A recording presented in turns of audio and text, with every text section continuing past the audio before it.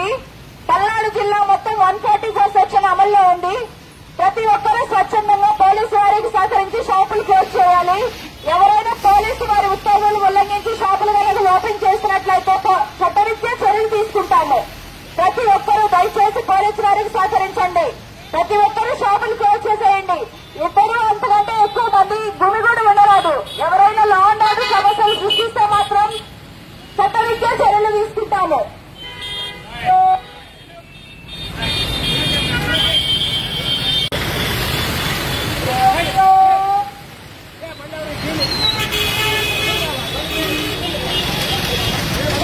సత్తెనపల్లి పట్టణ ప్రజలకు పోలీసు వారి విజ్ఞప్తి.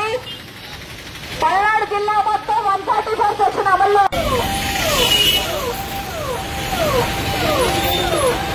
పల్నాడు జిల్లా వ్యాప్తంగా 144 సెక్షన్ అమల్లో ఉంది.